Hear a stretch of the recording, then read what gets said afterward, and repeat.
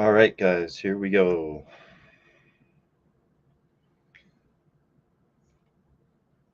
So first of all, I just wanted to give you guys some funny stuff. I thought this was hilarious. So this I found when we were looking at all those masked people, and it gave me a good chuckle. So here we go. What would you do if I broke in your house? Now, hold on just a minute, Skittles. I live down here in the South, and we protect ourselves with pit bulls and pew-pews. And the real question is, which one of them's going to get you first? Because I be diddly dad burn. We get up too early, stay up too late, and work too damn hard for our shit to be letting somebody who looks like they tasted the rainbow come in and take our stuff. No, honey. Down here, we just soon send your soul to Jesus and let him sort it out. You know what I mean? This is the way I see it. If you're ever skipping your happy ass down here on the streets in the South and you get this hair up your butt to come into one of our houses, I suggest you do one of two things, baby. You hit your knees and you start praying to the Lord because you fixing to meet him. Or you just keep skipping your happy ass until you get out of town. Now, I personally think the latter of the two choices is the better choice, but bless your heart. You can choose either one you like. Just, baby, choose wisely, okay? Have a nice day. Okay. Now I'm going to step right into some crazy stuff. And if you guys have any questions, this is the only video I've found today. Maybe I should just, if you see this video camera here, this is the house at 1112, right next to their house. This is where I think they're getting the video footage, or the camera and the audio. You can see that's Kaylee's car there. So this camera was definitely there. I know we see the other camera later on the front doorstep in the, like, screwed into the light socket, but this is the camera right here. Now, I've heard a whole bunch of audio and a lot of it is just garbage. You can't make out anything. This one is very good. And they also give the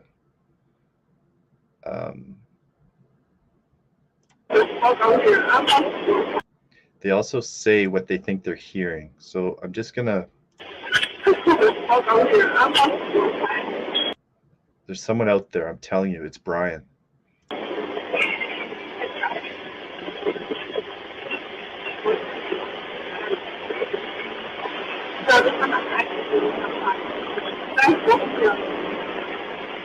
And you can see that it fits with what people that would be in there and be panicked.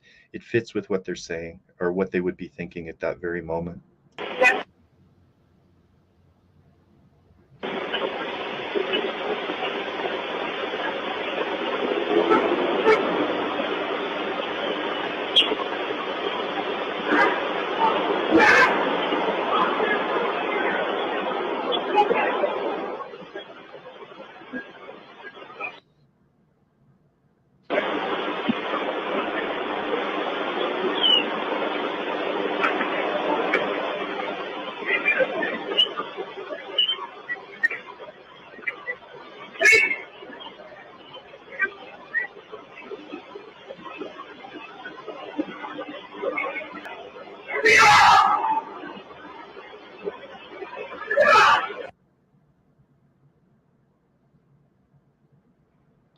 And that, unfortunately, I think is when Ethan meets his demise.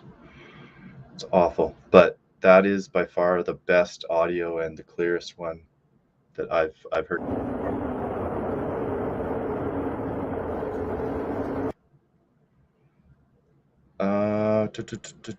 I'll play this Banfield. So, Brian, some new reporting out about Brian Koberger observed in those days prior to his arrest at his parents' house, cleaning his car. And not just a little cleaning. It's, it's winter here on the Northeast, in the States up here in the Northeast, and it is cold. Not the kind of time you want to go cleaning your car, but he was doing a deep clean.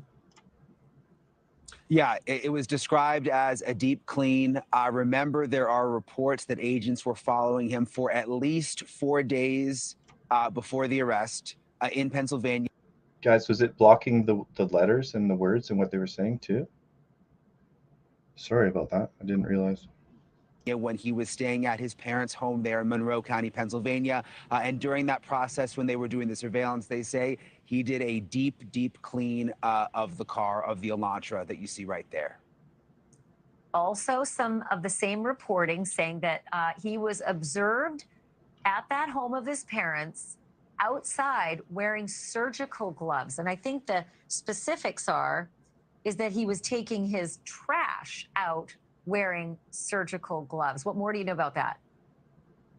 Surgical gloves, Ashley. I mean, why would he be wearing surgical gloves outside his parents' house? Very, very strange. Taking the trash out. Apparently took the trash to the neighbor's trash can. Did not put it in his parents' trash can. Took it to the neighbor's trash can. I was in that neighborhood earlier this week. Each lot, I would say, is at least 3/4 of an acre to an acre. So to take the trash to the neighbors, it's not like it would be right next door. You'd have to walk a little bit to get to the neighbor's trash can. And then it was that trash, according to reports, that the agents later went through, got an item out of the trash. That's what they tested the DNA against, where it came up with Kohberger's dad's DNA. It's so fascinating, Brian, to know that Brian Kohberger was doing that, because he's in Pennsylvania for Christmas. He shouldn't know anybody's looking through anybody's trash in Pennsylvania. Maybe I'd understand it in Washington, although I'm guessing, and this is just pure speculation on my part, that those 2 stops that happened on the trip home, you know, there was an Idaho State Police stop, and I think there was a sheriff or at least a county stop. Maybe he got real scared. Maybe he got real nervous. All of a sudden, out of the blue, 2 stops within an hour. Very weird. If he's the guilty party here, he'd be terrified. And maybe if he's the guilty party, he would know, oh, dear God, I left the sheath at the crime scene. I can't possibly let them get any of my garbage. I don't think this PhD student of criminology. All right, well, let's dive right into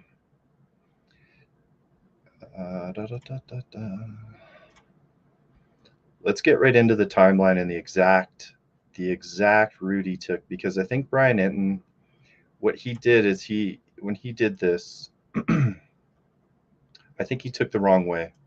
So Brian does a time lapse, and they haven't posted it on their website, but I think what he did is when he was trying to track Brian's exit, he took this dirt road this way. But confirmed as per the affidavit, this is the actual route he took. He went back to the highway, went all the way down to Uniontown Co-op right here on the night of the murder, and then his phone turned back on, right? Somewhere down in here, I think, or even here.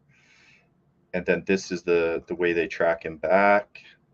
So this is Nevada and Stadium Way.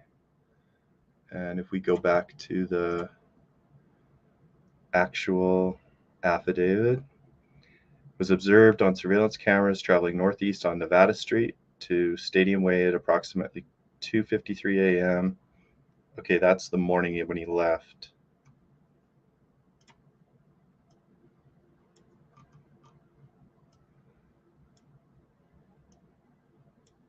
Sorry, guys. This is where his apartment is. And then, yeah, he was coming down here. Anyway, hold on. Anyway, the other important part is that we get this as per the affidavit, we see him here on the 7/14. And so what I tried to do is look at how he would have got going in this direction, because remember, we see him go past the Exxon this way, and then later on that night the police have him here going around here, then up to Steiner, and then this is where he passes the A&W, and then he's on Taylor Avenue, and then right here at about exactly 3:29 is when he makes his first pass through Taylor Avenue. Did he drive by a body of water? I'll get into that. And this is what I'm just trying to do on the night of the murders. So this, keep in mind, this is just the night of the murders.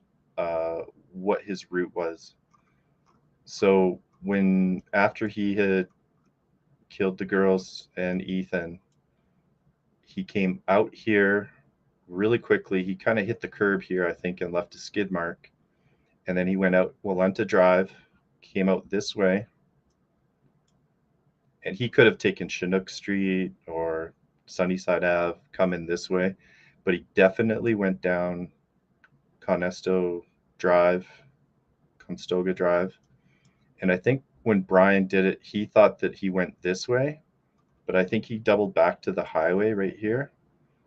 And that's how he got all the way down here. And so when he turned his phone back on, he was way, way, way, way south down here. And that was much later in the evening.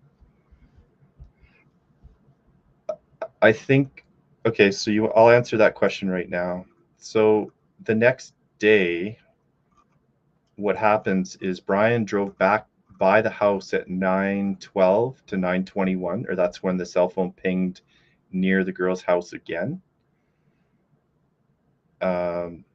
Same day, but later that afternoon at 9 o'clock in the morning. And then what happens is he drives all the way south again, and he goes down into Clarkson. Okay, so he enters in over here. He goes over here to there's a coffee shop, Kate's Cup of Joe. So this is where he goes first. And this is where I think he might have gotten rid of the knife.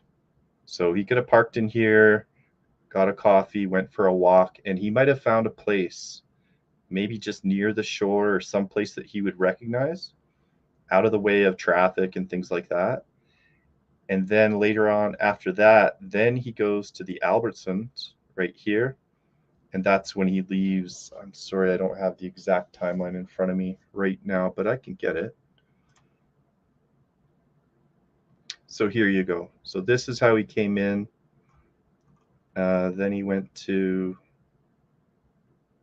Kate's. This is Albertsons. Do I have the actual times on here? Right. So 12:36. He's at the Kate's Cup of Joe, and that's when his phone is turned on. So before that, so we know that he was up at the girl's place at 9:12. So 9, 10, 11, 12. He's got 3 hours to get down here, potentially get rid of the knife, and get a cup of Joe. And then after he gets this cup of Joe, then from 12:45 until 1:04, he's at Albertsons, which is right here. And then I think he just books it back to Pullman. Here is some cell phone data towers. I know some people were asking, well, how come his cell phone, when it got returned on, hit on Johnson? And some people, when you Google it, Johnson turns out like way over here to the east.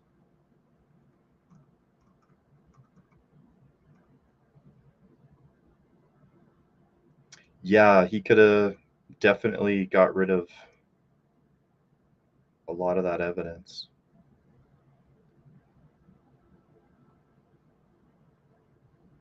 Okay, so here's the route that he took back into his place.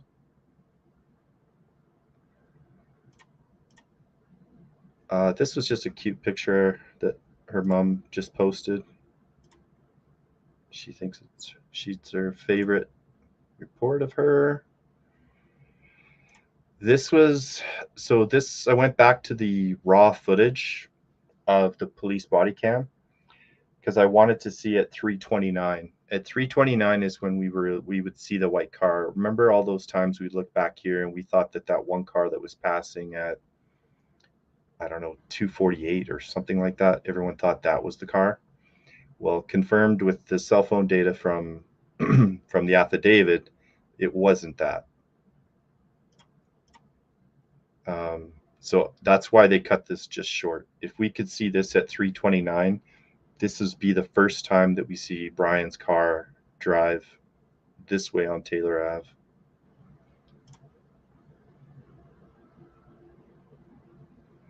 These were some old videos. That murder suspect. Prosecutors say this man, 28-year-old Brian Koberger, stabbed 4 Idaho college students to death in their home. This morning, we are hearing exclusively from people who knew him, including a classmate. That classmate tells News Nation that Koberger changed around the time of the killings. Robert Sherman is live for us this morning with more of those exclusive details. Good morning, Robert. Good morning to you, Mitch. In this region of the Pacific Northwest, everything is happening in a rather tightly condensed area. Just about 20 minutes down the road from us is Pullman, Washington, which is home to Washington State University. That's where Brian Koberger was a PhD student pursuing a degree in criminology. And News Nation was there just a couple of days ago when investigators raided the apartment building of Brian Koberger at the WSU campus, removing pieces of evidence from inside of that building. The people of that community telling us that they're shocked by the arrest. They can't believe that this happened in their community. And in an exclusive interview, one of Koberger's classmates told us that Koberger was somewhat intense. He was exhausted, but there was a change in his demeanor towards the end of the term. Take a listen. Brian seemed like he was on the knife's edge between exhaustion and burnout, and at the time it was extremely difficult to tell which was which. He did become more chatty towards the tail end of the term following the quadruple homicide in Moscow. But now the family of Brian Koberger is speaking out for the first time, releasing this statement saying in part, quote, "We will continue to let the legal process unfold, and as a family, we will love and support our son and brother. We have fully cooperated with law enforcement agencies in an attempt to seek the truth and promote his presumption of innocence rather than judge unknown facts." This was another video I saw. This is older. Just trying to go into some of the people who moved from Pennsylvania to that knew him. study in Pullman, and what could have possibly been the motivation behind stabbing 4 unsuspecting undergrads. This is the face police in Moscow say murdered the 4 University of Idaho students. Now Brian Koberger is in custody, arrested in Pennsylvania this morning, as we try and learn more. Do I think there's a possibility of him having a driver? I don't. I think that because we see on the police video canvas that that car went back and forth in front of the house 4 times. I don't think the driver's driving back and forth 4 times. I think that he finally on the 4th attempt just got so mad. And the other thing, I think when he did that 3-point turn back by Jack Decor and Adam's house, I think he was looking at their house to see if there was any lights on. Because if he goes in there and the girls are able to call those guys to come over, then he's going to get the snot kicked out of him. And his whole plan is going to fail miserably because he's not strong enough to take out Adam and Jack. So I think that, and I've thought about this a lot, how he could possibly come up with some sort of a defense.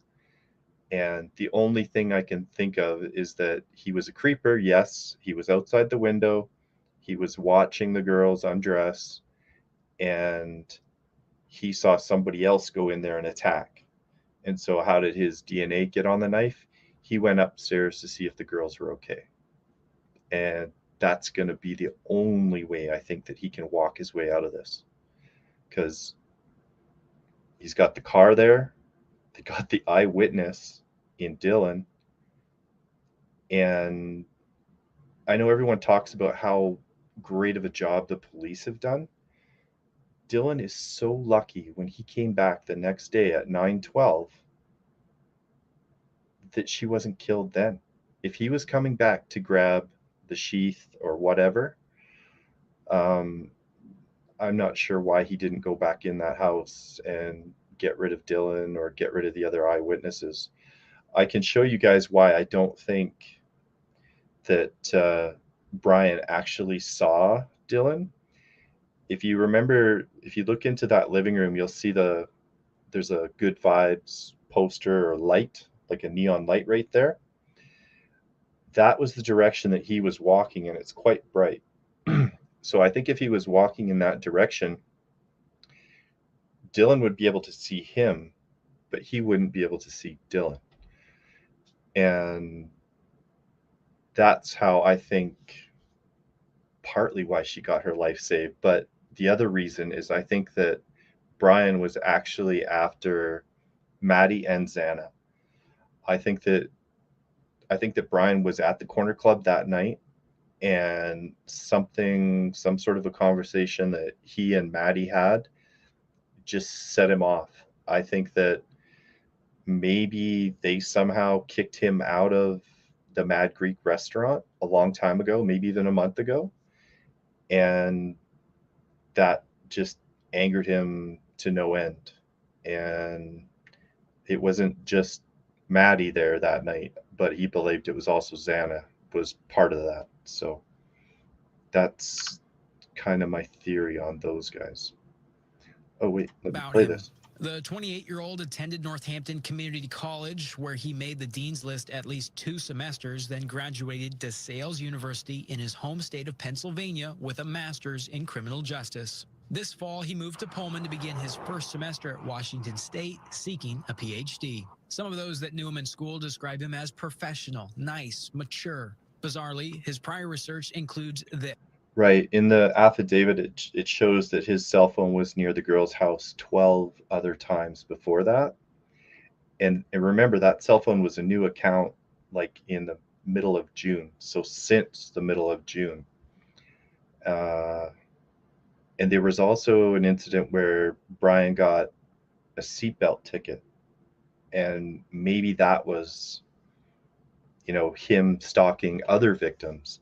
The other thing that was really interesting, I'll come back to this, but if we go back to this map of where he was driving that night, remember they saw him right here at 714 Indian Hills Drive?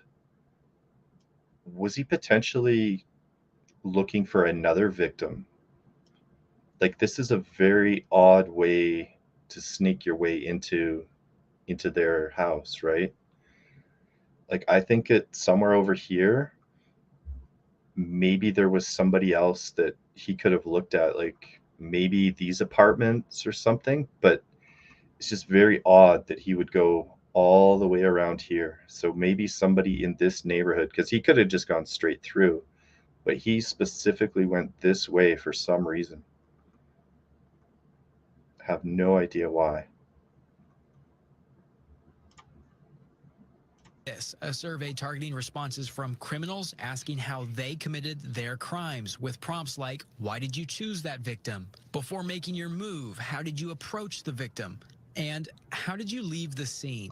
At DeSales, one student says she was approached by Koberger in the library to take another different kind of survey. He was there for, I want to say, like 2 weeks. Like, I saw him like walking around the library, and I thought that was weird. I was like, how many people do you need to survey? It was like a numerical scale with like some questions, and like I believed it was like about empathy, to see like how empathetic like a person is.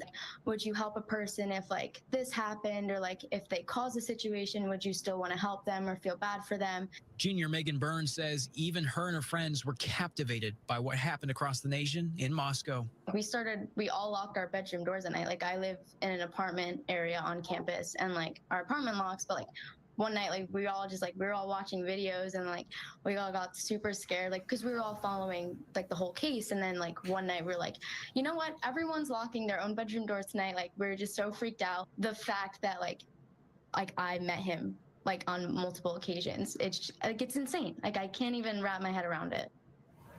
And the latest I've been able to confirm tonight is a remarkable element to this alleged crime. Koberger did, in fact, return to class and even continued serving as a teacher's assistant in Crim J 302, a criminal law course. According to multiple students after the November 13th murders, Koberger was still around in class acting as if nothing happened. And they found that white Elantra with a WSU security guard or whatever, police officer or something up at the university, and he knew that he had that white Elantra, and that wasn't turned into the police until I think November 29th or something crazy. And it's just unbelievable that these policemen are patting themselves on the back when they've got the video camera, they've basically got one car that's burning out all around town. They've got video and audio evidence of everything that happened that night. They even have those policemen with the body cams, remember, down at Banda Field at the same time that car is going by. Like, I really feel like they put Dylan and Showalter's life at risk by not acting quicker. Like, I bet you if you go back to the corner club, you're going to see that Brian was there that night. You're going to probably see on video that there was an altercation between Maddie and him.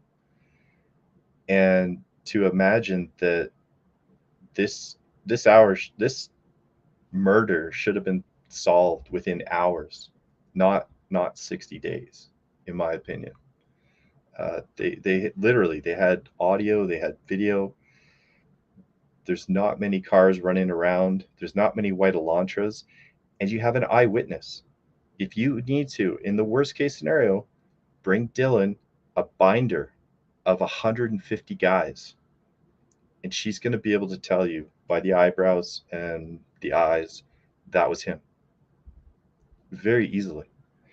I don't think this case should have taken this long. There's nothing suspicious after the Moscow incident.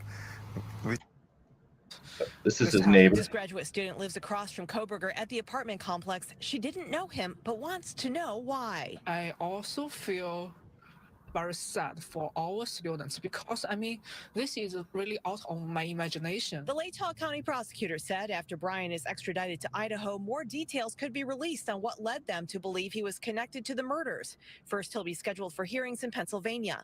Meantime, did that video of the Elantra look dirty around the door handles, like blood? Yes, I did see that.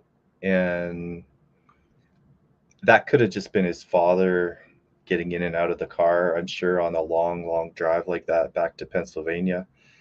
That, you know, the car was filthy on the outside, right? So it's just naturally going to get that dirty from driving that far. And who knows, he could have been eating Cheetos or something and got it on the door. But I don't think that was blood. early Saturday, police continued to secure the home where the students were killed. Also, a new statement was released from WSU saying the Department of Criminal Justice and Criminology at Washington State University is aggrieved by the alleged horrendous acts of one of its graduate students. We are relieved that justice will be... Do you have a picture that you're referring to, Chance? You can post it in Discord and I'll bring it up. Nice shot there, Alpine.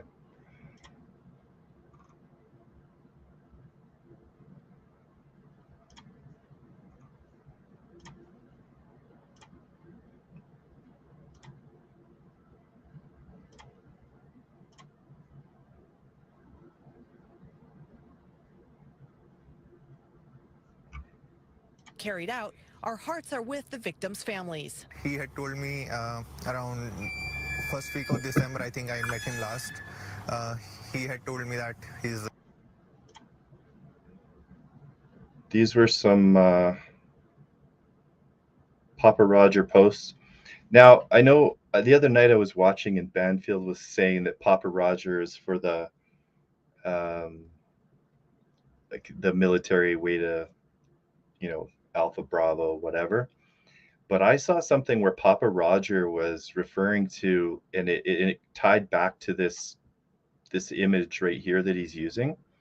This was a famous war vet named Roger something, and the Papa, they think, refers to like Papas, like you're like the king or the big guy or whatever, the ultimate. Actually, you know what? I'm gonna look that up.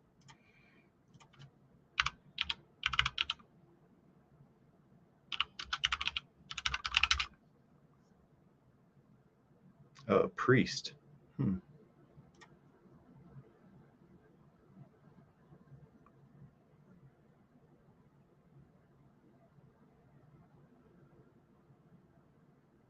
Huh. Anyways, there's a something in Papus means that they're like the alpha. They're like Zeus or a god. The timeline, yeah, I think he was in and out in 15 minutes. I think he did this by himself. This was another thing that was sent to me, and it was trying to explain the video that I was showing you guys earlier. But I don't think this is what they say in the video. So that is gonzo.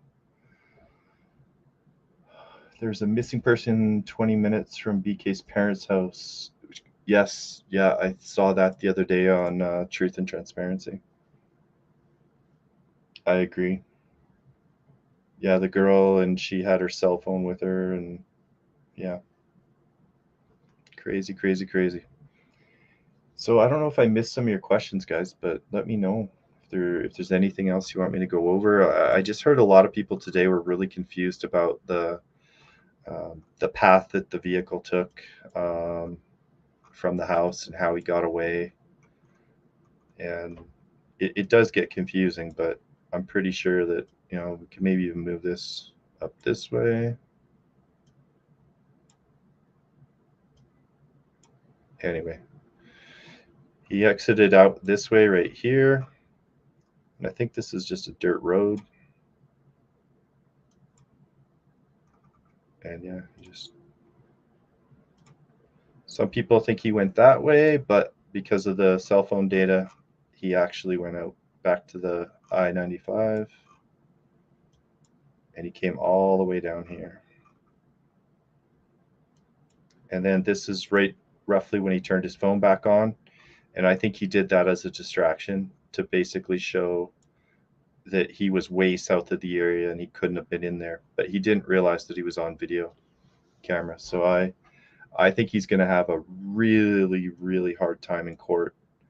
I don't know how he's going to beat an eyewitness, the video, the audio, and then them tracking his car. And I think they're also going to be able to show that he was at the corner club that night.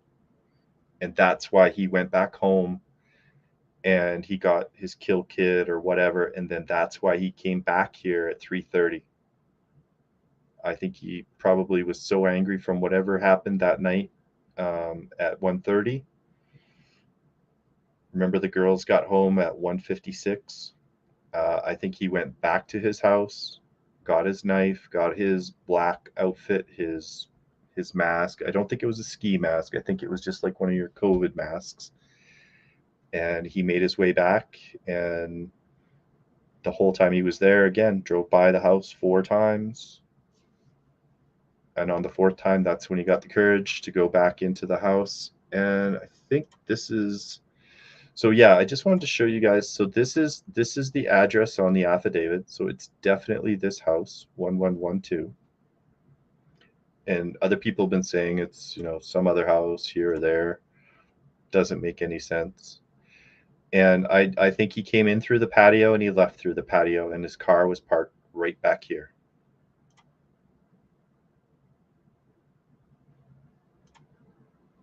I thought for a while maybe he had scaled up onto the balcony and went in through Kaylee's room, and that's how he attacked the girls first. But I think he was sitting here watching out here in the bushes. I think he was watching the whatever you want to call that, the foyer or the entertainment room. And I think as soon as Xana or maybe Ethan got up to go get the delivery, as soon as he saw them leave. And you have to also remember, this is another thing, the girls vaped, right? Remember, they went to the vape shop. What if one of them just briefly went outside, had a quick vape, because they don't vape in the house, and left the door cracked open? That would have been when he goes in. So he sees them get up, go out of the kitchen. He knows they're downstairs. That's when he creeps in. And I think he goes upstairs first. And I think that's when he kills Maddie first, because that's where you see the sheath. The sheath is left beside Maddie's right side. And he kills Kaylee.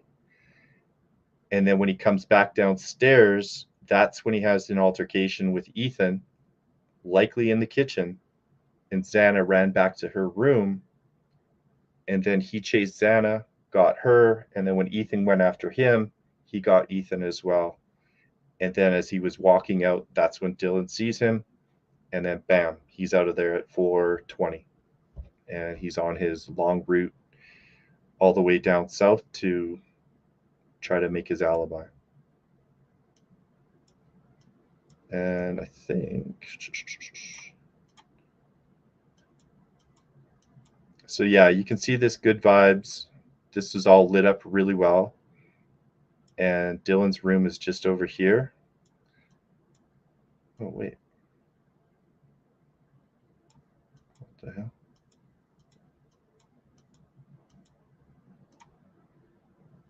Okay, there's the kitchen. There's her room. And so if you're walking, oh my God, I'm all confused. So there's the kitchen. There's Dylan's room. And around this corner, here's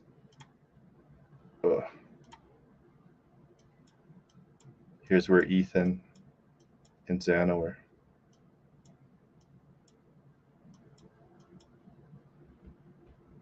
Yeah, I did think that for a while.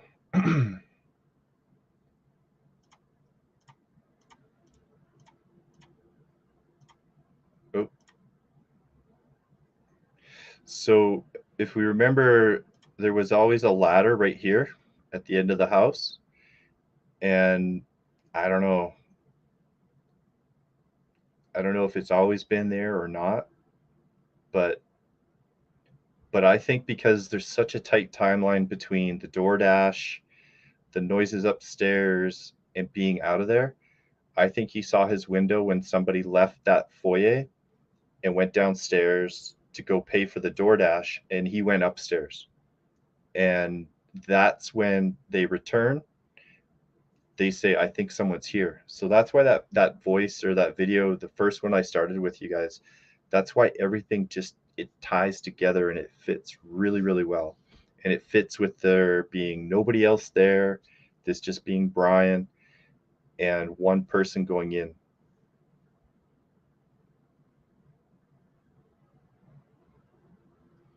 Yeah, that's the other thing, that it would be logical to go in and out the same door. And then the other thing is that if somebody was vaping and they went out there and forgot to close the door, or maybe they were out there vaping and then they heard the doorbell ring and they ran out to go grab their DoorDash and left the door open.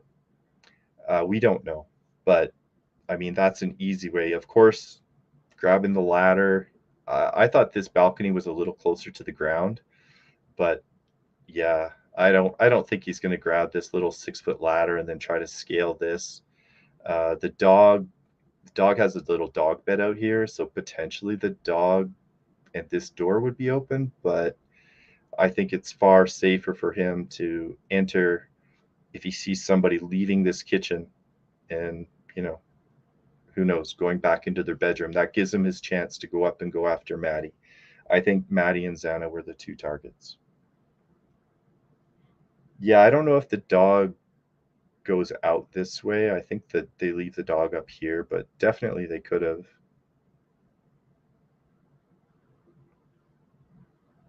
His possible online profile says he went in and out the same door. Yeah, I did read that. The Papa Roger said he went in and out the same door, that it only took 15 minutes. And then there was that other profile that he was maybe potentially him. So yeah, the more I think about it, the more I think he did come in the bottom doors and came out that way as well. I think his car was just parked right up here.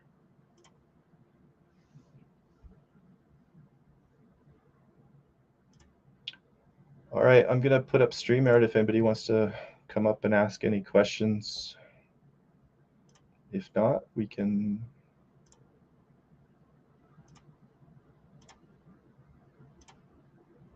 There.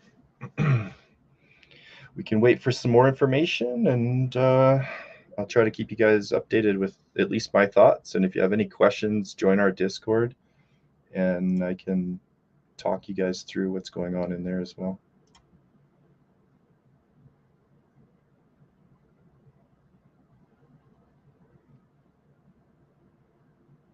Oh, the Streamyard link?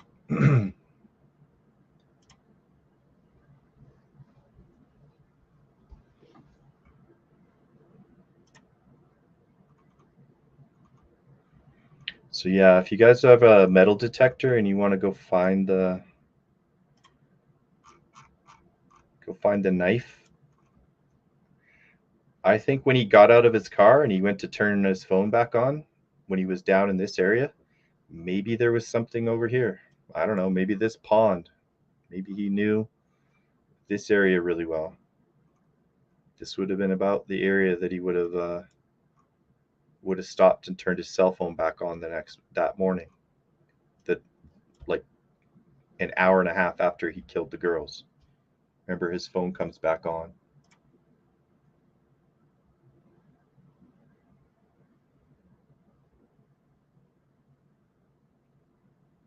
I'd love for you guys to come up and ask some questions. Don't be scared. So yeah, I just really, really, really, really wish I was in this area and I had a metal detector, because I bet you somewhere along this shoreline he's found a place to go and hide that knife. Maybe out in here somewhere.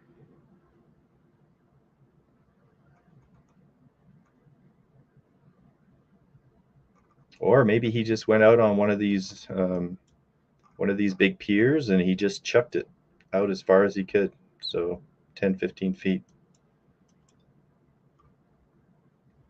Snake River is quite deep, and I'm sure it's really cold right now.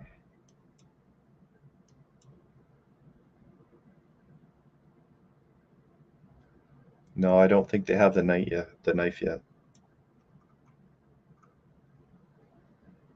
But yeah, anybody can walk out here and throw it. He's probably not going to go this way. It looks like a driving range. Hi, Carly. Hello. How are you?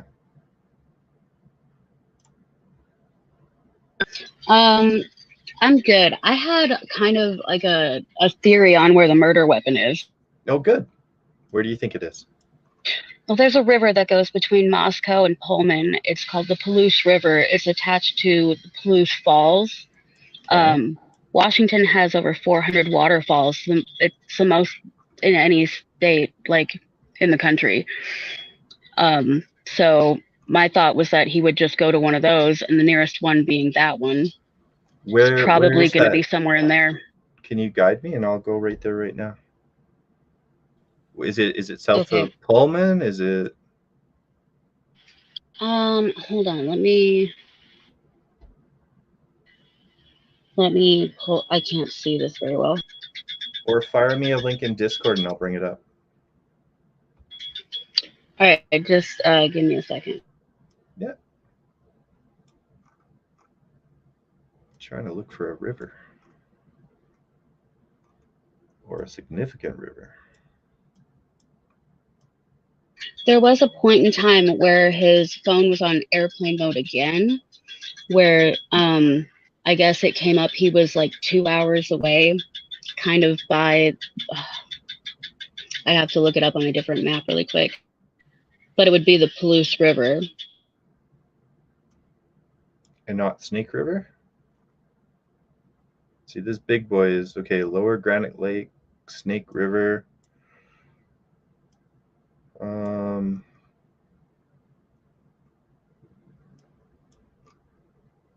This is called the Clearwater River. See, I don't know if he would actually throw it in water. I think that he would bury it somewhere that he knows he can go back and get it.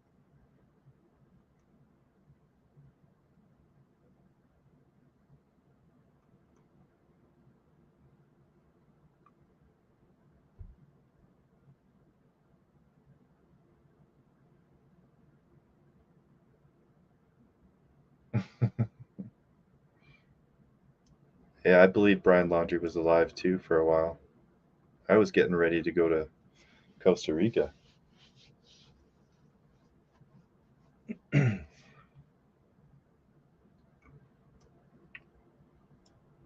I'm looking for waterways. I don't see any. I'm trying to find it really fast. It's like, But hold remember, on. we also have to stay within what they say in the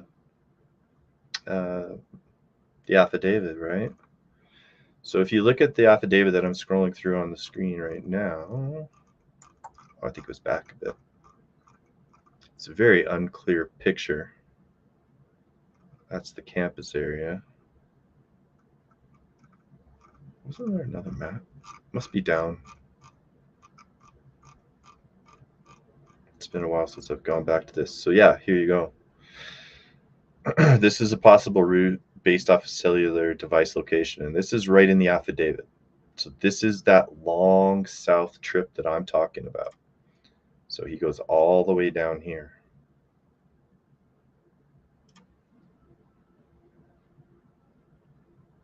Hey, those look a little different, don't they? Looks like he might have gone this way a little bit.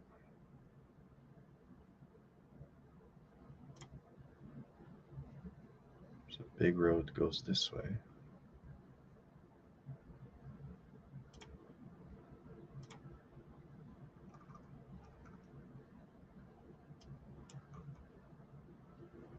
Yeah, he definitely went further south.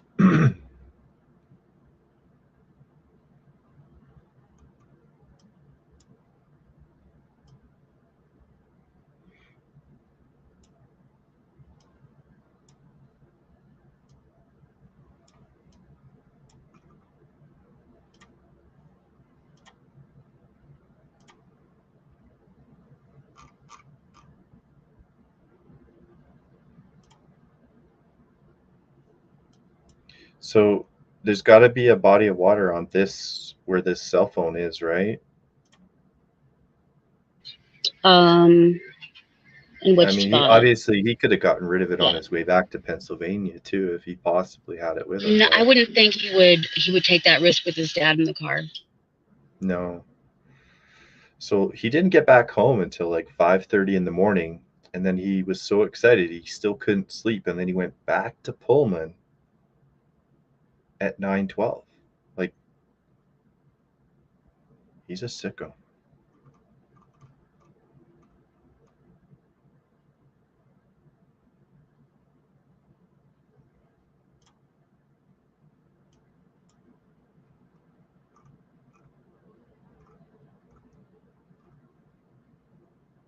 Well, there's a little ravine right here. But that's just off the main highway. I really think he went to Palouse Falls. Palouse Falls here. Let's see where that is. Whoa. That's 3 hours away. Why would he go to Palouse Falls? Has he been there before?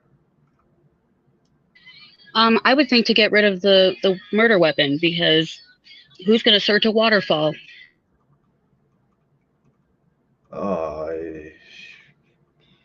It's a long way to drive. 3 hours and 12 minutes one way. I mean, how many times did he drive around the block before he actually went in the house? Like, I No, don't think he was a stranger I to get driving. that, but you also have to try to explain when he went to Clarkson the next day and went to the Albertsons and that coffee shop. That would have been the time that he would get rid of it, right? Or at least I would think. Because remember, he's at the girl's house at 9 o'clock in the morning. Then he leaves to come down to Clarkson, and he's here seen there at who knows what time, but he's seen leaving the Albertsons at 1 something, right? So he had from 9 till 1 to do something. I mean, I guess. Does that give him enough time to drive all the way over here, though? That's a long way.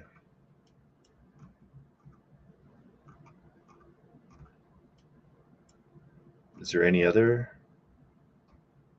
facts to support dropping it here? Hold on. I have to find the river now.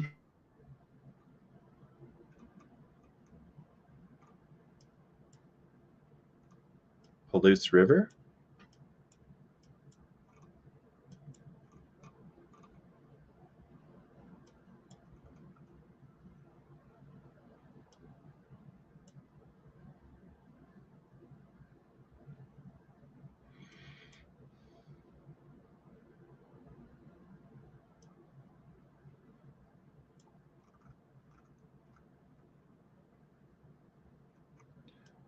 I mean, he could have thrown it off over the bridge when he passed the bridge. That would make sense, right? So when he was driving into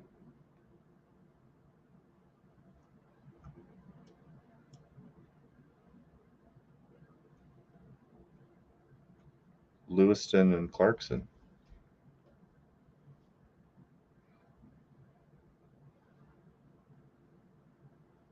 The Palouse River is only hold on. It's only like 2 hours. And not even, no, it's an hour away. So it's like a 2-hour drive one way and back from Pullman to the Palouse River, which is also, that makes more sense to me, honestly, but I would have gone to the waterfall. Yeah. No, you're right. There's enough time for him to do that. Here, let's. So he's got to go from there to King Road. So here I'll get rid of a bunch of stuff.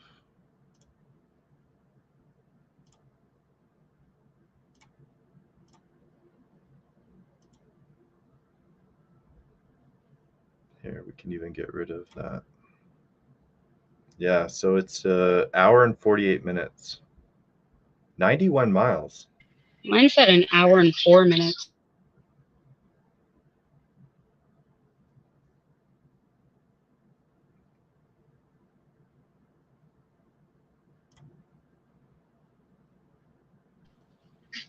But that's from Pullman to Palouse River. Yep, I'm doing the same Even if thing. you add Moscow, it would only be like an hour and 20 minutes, though. That's weird. There's no major road that goes across, right? Like you either have to go all the way south to Clarkson or you take the north route. I would think the north route to Colfax and over. Yeah. Yeah, no, that's what I have, and I come up with 148. I don't know if we drive slower in Canada or what, but yeah. Yeah, I might just drive faster than most people. Don't judge me. But still, right? That's almost 2 hours both ways. So 9, 10, 11, 12, 1. That doesn't give him enough time to. He's probably speeding, though. But still, it doesn't give him enough time to go all the way. Remember, he was also in Pullman, right? He was at the girl's and according to house. how fast I drive, apparently he could do it in 2 hours. But remember, he was seen at the girl's, or his cell phone pinged at the girl's place that morning at 9:12. So if he's got the knife with him at 9:12 in Pullman, you're looking at 2 hours almost no matter how. And then he's also seen in Clarkson. So he can't go from Pullman to the falls and then back again, because they've also got his cell phone traced coming in from the north, like coming in from Pullman down into Clarkson. So yeah, pretty sure we're not going to find the knife at the falls. Gav, do we know what Ted Bundy did with his knife? I'm not sure. Oh, I saw something kind of interesting. You still have a different route on your map than I do, though, actually. Really? That's what I just noticed, is mine goes through a different way. I'll take a screenshot and send it to you.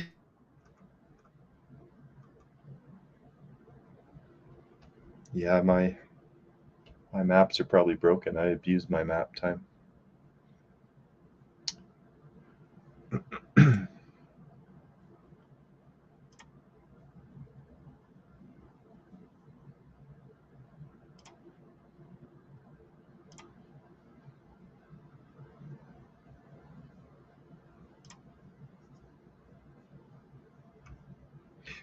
But anyway, I think it's too far.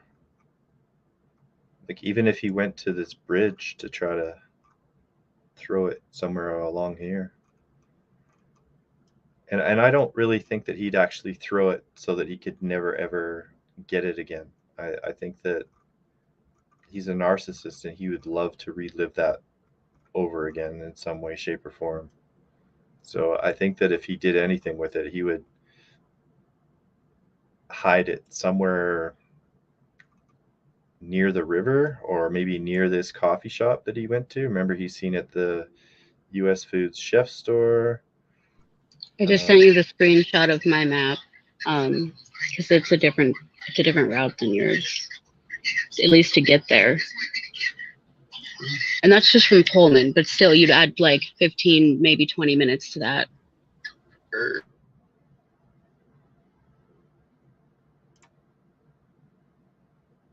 Did you DM it to me? I sent it to you on Discord. Yeah, I'm looking in Discord. I don't see it. I see you have my screen up on your big TV.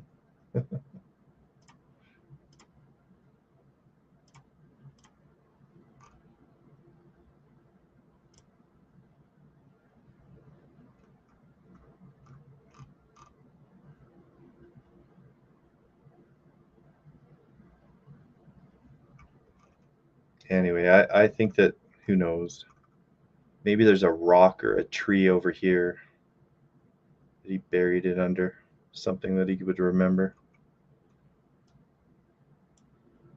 And then he could go for a cup of coffee and go find it again.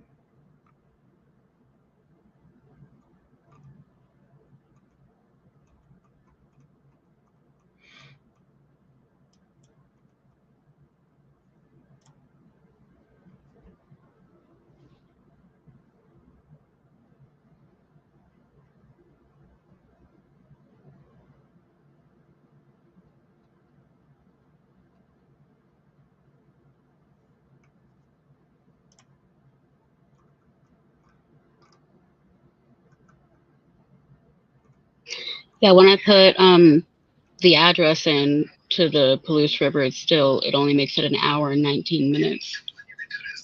Okay, so he's in Pullman at 9 o'clock, let's say. But remember, he's got to be at the coffee shop. I put him at the girl's house, and it's an hour and 19 from there to Palouse River. Okay.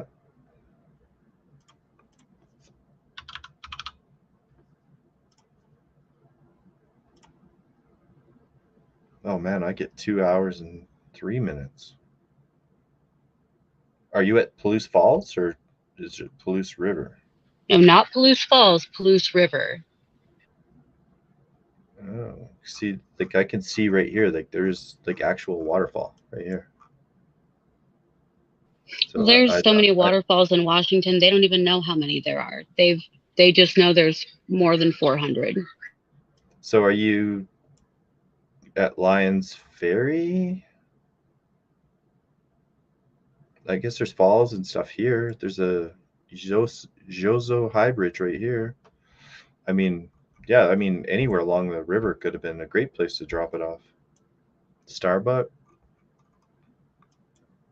But remember, he's got his phone was turned back on again, and that's where they picked it up was at Kate's coffee shop is when it was actually turned on, right?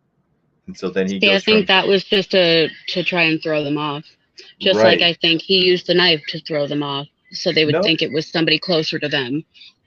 True, and he didn't turn his phone back on until he was already heading north from his trip, right? Yep.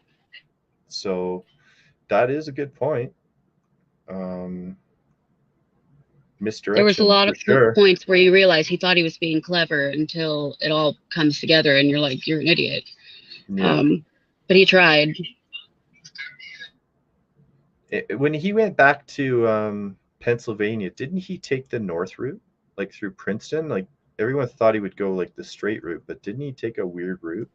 Well, you mean like through down I-90? Oh, you know what? He probably went all the way up to Sprague and took the 90, right? Because that's an interstate. Well, see, at that time of the year, 90 is usually pretty dangerous, actually. Like, you need chains and all sorts of stuff. He probably went, like, through Eastern Oregon and, like, kind of probably down to, like, no, I'm not really sure what the freeway would be. The next one. I'm pretty sure I saw that someone posted that he took the 90, and what the 90 makes sense, right? It does, until you realize what snow is like in Montana, which is a lot like where you're at. Yeah, trust me. We have there was somebody in Vancouver the other day, and they had blocked off one of the streets because it was really, really snowy. And all of a sudden, this car just comes flying up the road, and the reporter's standing there with their microphone going, "Oh my God, what is he doing?" And the guy just calmly rolls down the window, and he's like, "Just look at the license plate," and it says Alberta. And she's like, "Ah, okay, I get it. I get it." So yeah, we're used to driving in lots of big snow. So for all of you that don't know, this is where I live right here. We got lots of snow right now. I probably have 3 feet of snow on the ground. I have some oil properties up here, and they're about -60. Everything is frozen solid. I've got some other properties right here that I own, and I got some stuff right here, and a little bit of stuff here. Nothing in southern. Fuck, I'm not that far away. I should go look for the knife, eh, guys? That's quite a drive. Yeah, no, it definitely is. And yeah, I bet this water would be very cold right now.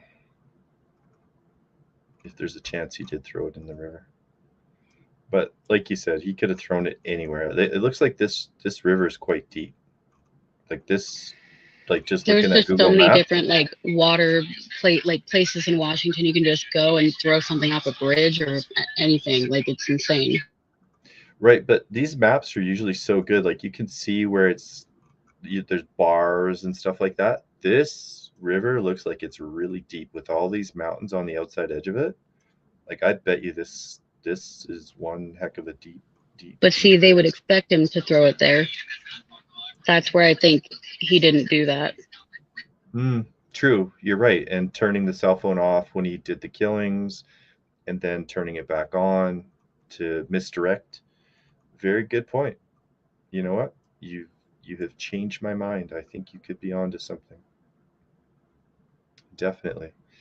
But is there somewhere else that he would know intimately? Like, is there somewhere?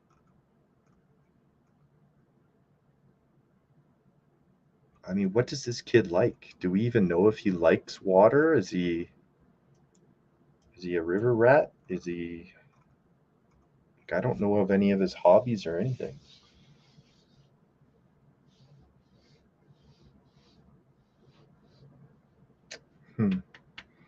Well, I'm going to shut this down. Thank you for jumping on. You're an all-star, and I love to hear what everyone else has to think.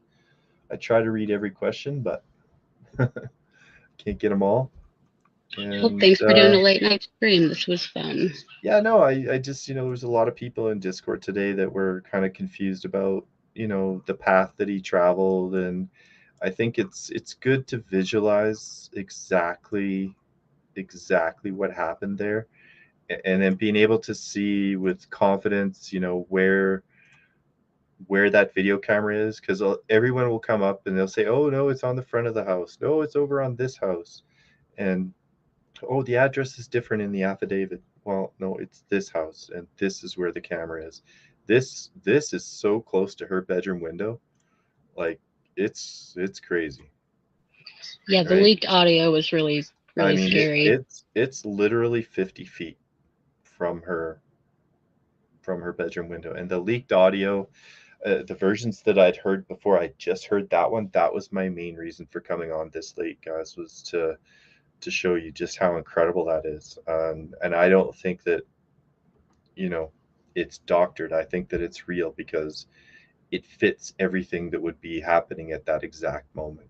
And then I think that gives some clarity to who would have been attacked first and then who got attacked last.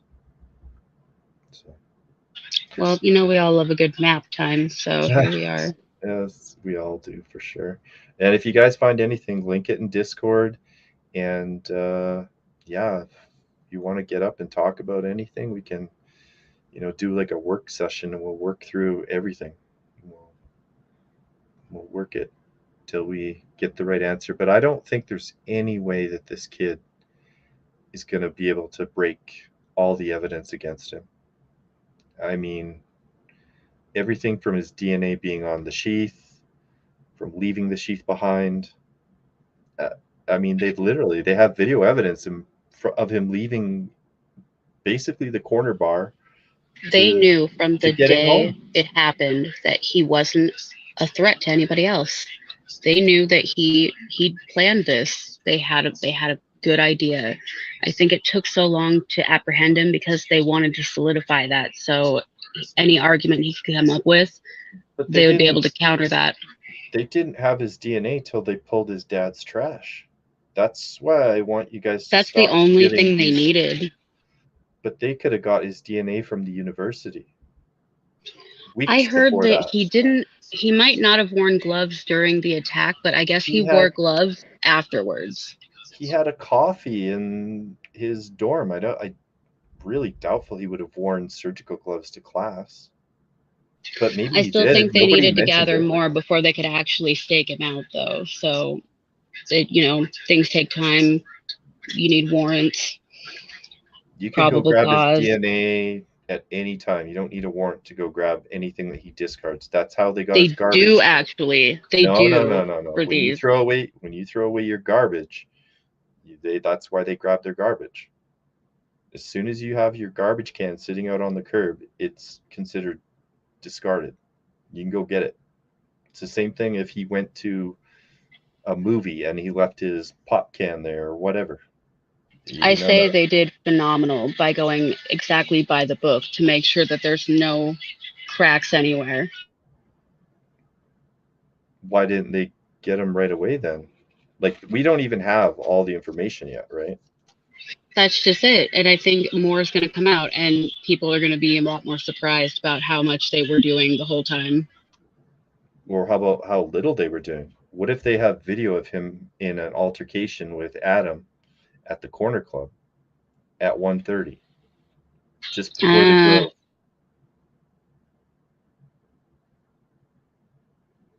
I wouldn't think he would risk it if something like that happened. Well, these police officers are going to retrace their steps, hopefully, and ask the next day. They did a video canvas. They probably have, if that video is right on that house right here. They contacted the FBI the second they realized he was heading towards Washington, and that's where he ended up going.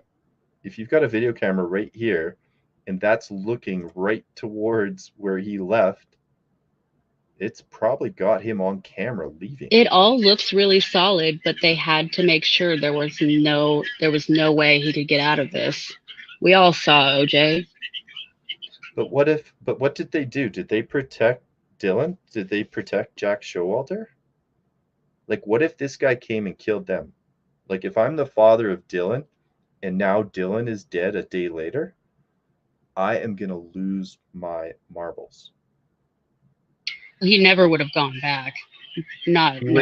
His cell phone pinged at 9:12 there the next day, the same day. But I mean, he never would have gone back to kill more people. That would just be like a real invite into like, come find me. Dylan's the only one that saw him. We don't know for sure if he didn't see Dylan or he just left because he was exhausted. They never said that Dylan saw him until the affidavit came out. True, but we don't know if if he knows that Dylan saw her or Yeah, he didn't, exactly. right? That's why they didn't let that out. But did they protect her? Like, did they put her in protective custody? I doubt Of it. course they did. She didn't go back to that house. Where, like, you know, She probably went back to her parents. But what if he tracked down her parents and her parents live in Idaho? And, if he can make a 3-hour trip to Palouse Falls to drop off a knife, he can make a 3-hour trip to go kill his only eyewitness. but again, he didn't know that there was an eyewitness until We don't know that. the affidavit. We don't know that. She peeked out the door 3 times. Maybe he didn't go after her because she would have never been a target. And I think just Maddie and Xana were the targets. I think he was in some sort of a daze, and had no idea that she was actually there. The amount of adrenaline that he must have felt at that point, he saw nothing but get out. I don't know, that audio. I mean, I'm not sure. I'm still trying to wrap my head around all of this. I think that new audio is really critical and kind of, everything. But I truly think that this guy should have been apprehended quite quickly, especially if they knew that Dylan had saw him. I'm sure that at 12:05, Dylan said, "Yeah, I saw him. He's got bushy eyebrows." I would be pulling every single white Elantra that I saw on this video canvas. I would be pulling every one of those in a 50-mile radius. Ooh, they also got the year of the Elantra incorrect at first. They did, for sure, but they all do look alike in their defense. But I would pull every Elantra. Yeah. I don't care if there's 320 white Elantras in that area. You know the color and you know the make. It's okay. So pull every white Elantra from 2005 to 2020. I don't care. That's a small list. It's not 20,000. You'd be surprised. Well, you've got an eyewitness. An eyewitness can flip through a driver's license over and over and over. And you've probably got a confrontation at the corner club. So I think you could piece this together in a very short period of time.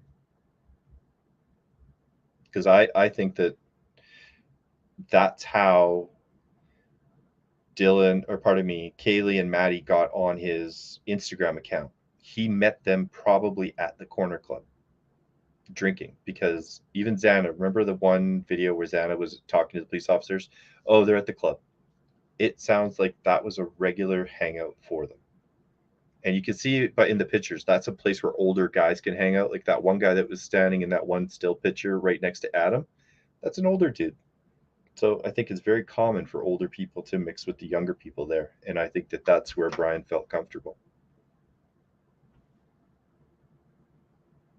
That wouldn't surprise me. Plus, didn't Maddie and Kaylee work at a vegan place or something? Yeah, Xana and Maddie worked at the Mad Greek. And so maybe they got him kicked out of there. And then maybe this is when they ran into each other again at the corner club, because when Jack Showalter and them are walking down the hill, he says, those guys are going to get you for that, Maddie. So maybe Brian was there with somebody else, maybe someone that he knew from school or another teacher, someone older. It sounds like Brian is very opinionated, and I think when he gets drunk, he's a little bit of he wants to fight everybody, right? So I think that Maddie was in a pretty combative mood that night too, as you can see when she flips off the guy at the food truck. Yeah, fuck you. So I think that they just clashed, and I don't know. Maybe that night she said, you know what? I'm never letting you come back into the Mad Greek. Maybe it happened right there that night. And I think that that footage from the bar, I think it has everything on it. Every interaction.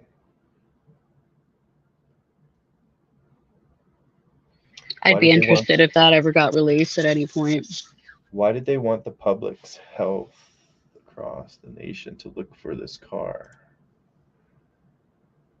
if it was right under their nose, they are still a lot of unanswered questions. Yes, definitely a lot of unanswered questions.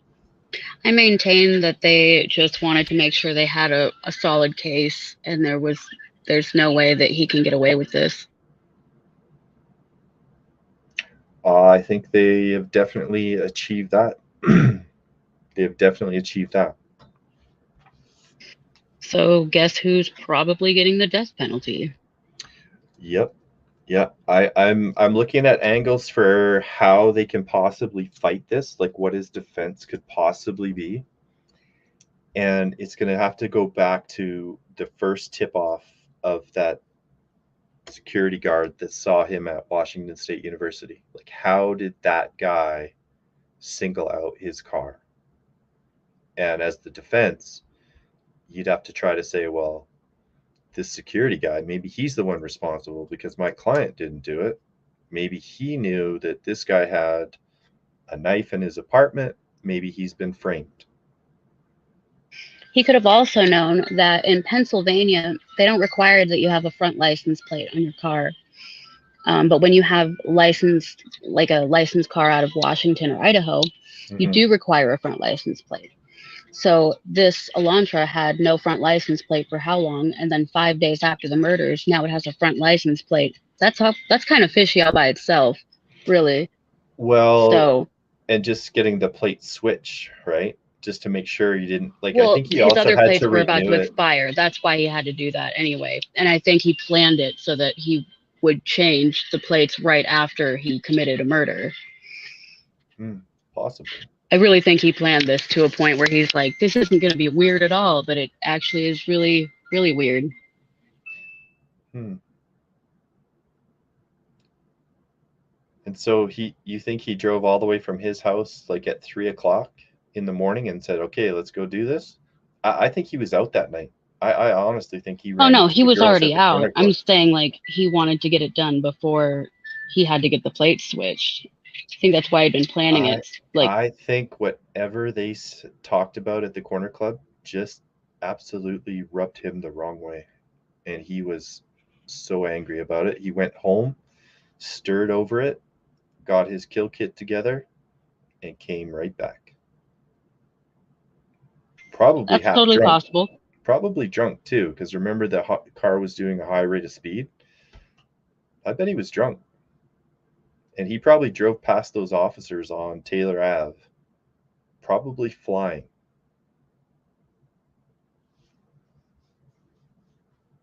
Probably. And that's why we see that body cam footage get cut off right at the exact moment that he's about to approach. Where the heck was that again? Right here. See, he's still writing the ticket at 3:15. In the next 9 minutes, we're going to see Brian's car drive right by here. Yeah, I saw that. Shocking. Shocking, shocking, shocking. All right, guys, I'm going to shut it down. Thank you so much for calling in, Alpine. I really appreciate it. It helps me out a lot. And next time, get more people up here. I do appreciate the call-ins. Have a good one, Gab. Yeah, thanks. Have a good night, guys.